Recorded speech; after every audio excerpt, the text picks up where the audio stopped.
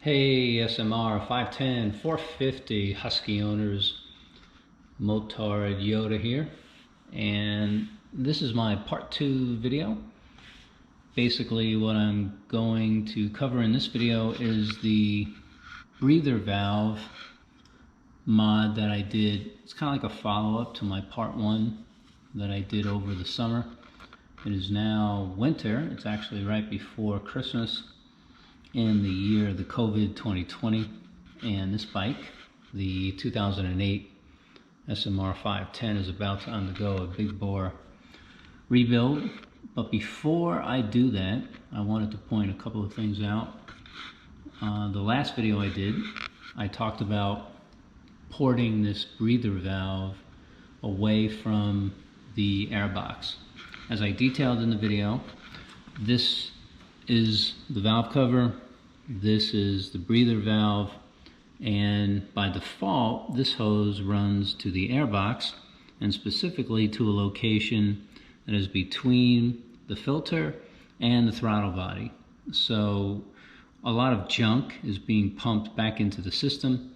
Obviously this is for emissions, and if you want to get the best performance out of these bikes, it's a good idea to route this hose away from the airbox and specifically the throttle body. So how do you do that? I mentioned a few ways. In the previous video I told you that I was going to route this hose over to here and drop her down in here and then install this nice bling kind of filter I had. Well, I did that. It turns out it was not a great idea. It wasn't a bad idea, but it was not ideal. So I have since changed that, and I've gone to a different approach, and I'm going to get into that in a moment. What led me to bring the filter here was that I had previously had this hose pointing towards the front of the bike, and if you go up here, you would have seen the hose coming out of here, and it was hanging down here where you see this filter. Well, basically what was happening is that the filter was not able to withhold the amount of junk that was coming out of that breather valve, and it messed up my whole front fender. It was just a bunch of crap coming out that was not good. What you're looking at here is probably another video I should do, but basically what I've got going on there is real simple. It's just the breather hose for the gas tank, and I like to filter or keep an air filter on the end of that. Again, this is a whole other video I should do, because I see a lot of guys putting that little stem hose with the cap on there, and I can tell you it is not a good idea, but we will not get into that in this video. So let's get back to this. What I did on the previous build and video, at least what I showed you on the previous video, was that I had it up there. It was spewing a lot of junk on my fender, so I routed that filter that I just showed you over to here, and everything was good except it was summer, and when I was riding, the hot air that was coming out of that filter was ridiculously warm, and it's right where my leg is. So I was noticing it. I didn't like it, and I decided, well, you know what? I'm going to do something better. And that's when I saw or thought of what we would call an oil can collector. These are commonly used on a lot of race bikes, certainly racing cars, just a lot of vehicles in general have these. It's not an uncommon piece. And for me, it just makes a lot of sense on a bike like this. So I went ahead and installed this very inexpensive piece. It looks really fancy, but amazingly it's like $30. I got it online. I'll put a link below. And when I saw the red, I realized it's just perfect for the bike because she's all black and red. So anyway, I ended up taking that hose and running it over to here, porting it out the back of the, or the top of the fender, and then over to the import on the catch can. It's got an out port here. It's literally got a little dipstick that you can unscrew, and you can take a measurement of anything that's accumulating inside here. Thankfully, There's not a lot of material accumulating, but I can tell you that there's way too much. And I know because you can unscrew this and you can inspect what's accumulating in there. And what I have found, I'm not happy about. So that's why she's undergoing this build. The short history on this bike is that I picked it up over the summer and I don't have a real good history on it. But the bike is just got too many good things about it. You know, these Carrozzeria wheels, for example, from Coromoto, I mean, they're just awesome. And the rest of the bike is in just primo condition. Everything is good about her. And yet, she's got 12K on her. So I don't know if she's had a rebuild at 4, 5, 6, 7, 8, 9, I have no clue. But what I do know is I've got another SMR over here, and it's the same bike, 2008. And I know this one has a big bore kit in her. I know when it was done. I know how it performs, and specifically what I know is, again, what we look at here is the breather valve, and you can see I'm porting this up to the front of the bike. I've got that as a measurement. I've got the general use of the bike, meaning how she feels when I ride her regarding engine brake and more specifically vibration. I also have the miles because I've logged a lot of miles on her, so I know when all these things were done. And all that being said, this bike is very, very tight. The engine brake is incredible. Even though she's got 4,000 or 5,000 miles on the rebuild, she's still amazingly tight. And I'm not getting anything out of this breather valve. Well, let me rephrase that. I'm getting a little bit. In the last 1,000 miles or so, I've started to notice something. I wasn't getting anything for 3,000 or 4,000. Literally, it was just virtually nothing coming out of there. Now I'm getting a little bit of something, so I know that there's some wear. Vibration-wise, and I gauge this largely on what I'm feeling on my feet, my hands, obviously the butt. These motors, they have a low tolerance or variance built in, so you can sense or feel when they start to show a little sloppiness, and the vibration can get noticeable real quick. And I've not noticed a lot with her at all. In fact, I would say virtually nothing. She's very, very tight. She's still very smooth. Everything's very good with her. However, this one, not so much. She's got 3 bad indicators that I can see. And I know people have asked me many times, how do you know when you need to rebuild? The book says 6,000 miles. Do you really need to rebuild? We're not racing. I'm only using it lightly on the street. Well, again, the bottom line is these motors have a very low tolerance for variance. And once you start to get wear on the low end or on the top end, that little bit can be extrapolated to a lot at other parts of this motor. This is a motor that is super tight regarding the allowable variances. It's basically built out, not to the max, because this one's not bored out.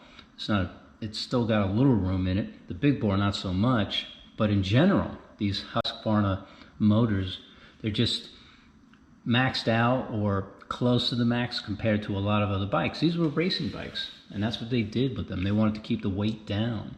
So these motors are peaked out, and when you start to have some wear, a little bit can mean a lot in how that motor behaves, how it can handle the sloppiness. And in general, it's that sloppiness that leads to the explosions that you hear about.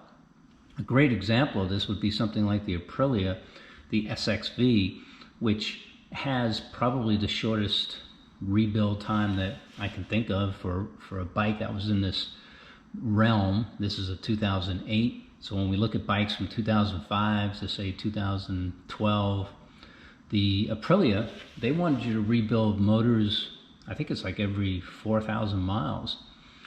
That's a fast rebuild, and for a lot of guys, something that they're not willing to do, and consequently, there were a lot of problems with those motors. They're also pretty much king of the racing circles for many, many years. and that's because they were maxing out what that motor can do.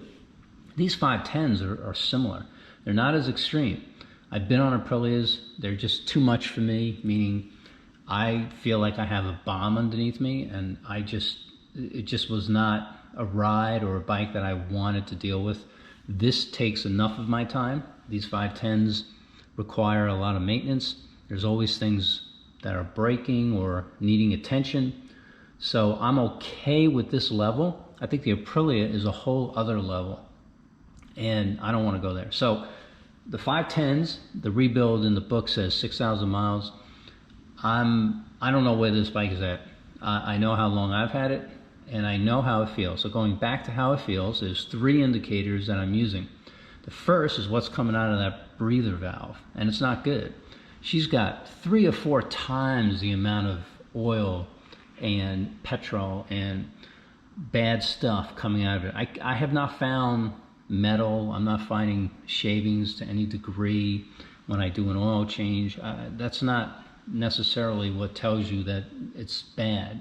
I mean, it can, but if you're not seeing that, it doesn't mean the motor's great. Okay, so that's just one of those things. Yeah, seeing shavings is not good, but if you're not seeing shavings, it doesn't mean your motor's still top-notch, super tight, no issues, don't worry about it.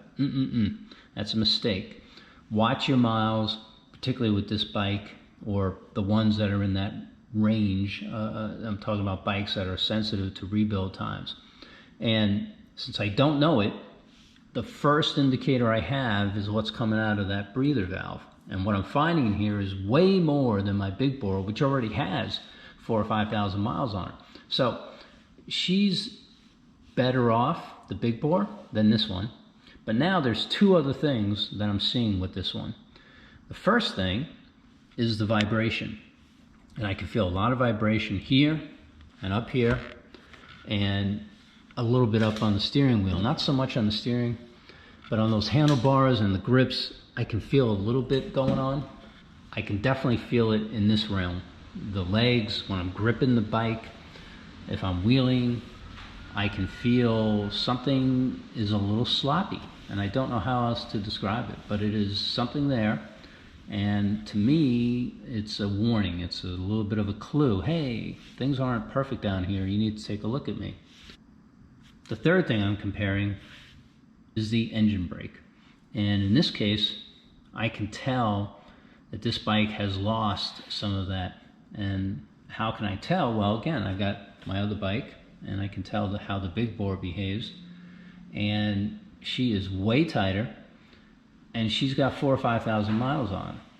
So how can that be that a bike like that has more engine brake compared to this one? Well, obviously there's something going on. There's some wear. Now you might say, well, the engine brake is dictated by other things as well, such as wheel size and tire size and sprocket setup. Well, at the end of the day, I have pretty much identical bikes. 2008 SMR 510. She's got an alloy cast wheel that's 5 inches with a 160 wheel on her. And on my big bore, I've got, again, a 2008, and it's the 510, but in the larger jug size with 5-inch wheel, 160 tire. So everything is very, very similar here. The sprocket setups are identical as well. I've got a 15 and a 43. So I've got a 15 up front and a 43 in the back. So when we go out, in theory, these bikes should be very, very similar. The only thing that should be different is in the raw power that I can feel in the big bore versus this bike. And when we go back to when I first got it, I would say that this bike was someplace around 10% less powerful feeling, maybe even more. And to me, that was too much. The difference between the two was, quite frankly, it was drastic. I was really surprised at how my big bore was so much more powerful. I didn't understand that. And after I got riding this for a while, I began to realize, well, this motor clearly is a little sloppy. And the more I scrutinize it, the more I come to realize that this thing needs a rebuild. So the 3 things that you can use: forget about the book. I mean, the 6,000 miles, obviously that's a good guide, but don't live and die by it. If your bike is spewing oil out of this breather valve at 3,000 or 4,000 miles, you got a problem. If you're feeling massive vibration over here, you've got a problem. If your engine brake goes from super tight to where it's just zero engine brake, whether you're rolling up on a light or in a wheelie, going a balance point, whatever, that engine brake is a good clue on what's going on with this motor. And at this point, I have come to the conclusion that she's ready. So this motor is coming out in the next week, and it's going for a complete rebuild. And we'll see about the lower end, we'll see about putting in a slipper clutch. All these things are up on the table. I'm not 100% sure what I'm going to do other than get her right. And then what is likely to happen is that by the time she comes back in, I guess, February, because I'll get working on her between parts and all this, I don't expect she'll be ready until February.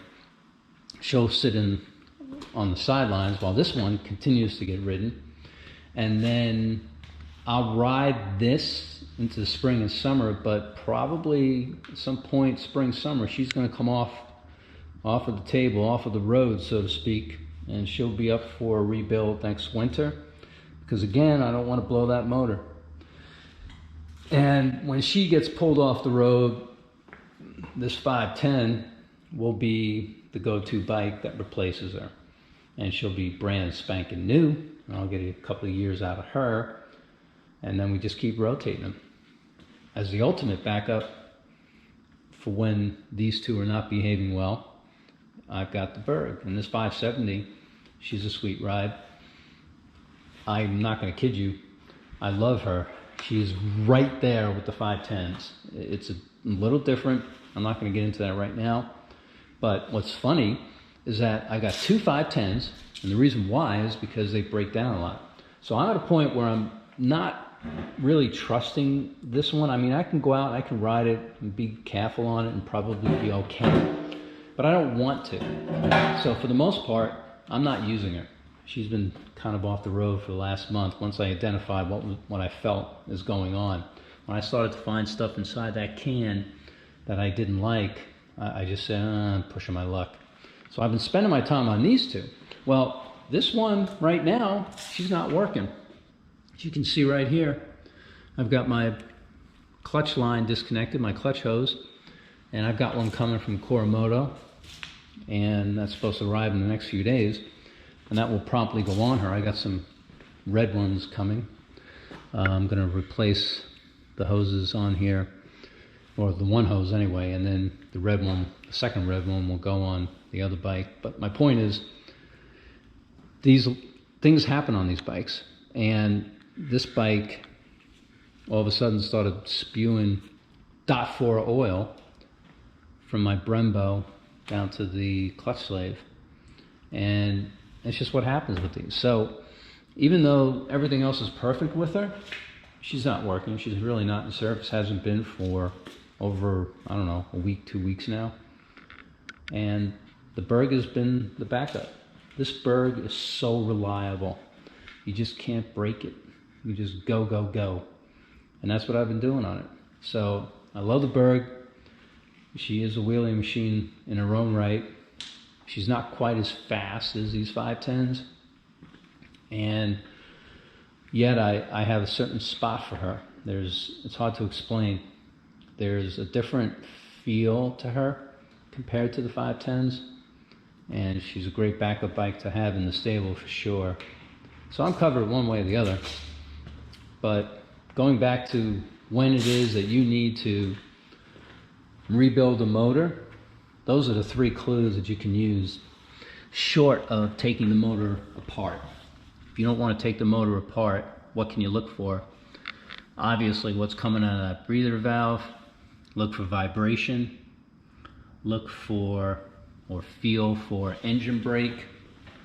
Look for a lot of extra fumes. You see a lot of smoke coming out of that pipe. I don't really see much. I do see more on this one, but I think because I'm routing this away from the throttle body, I think it's really reduced the amount of other crap that's going through the whole system.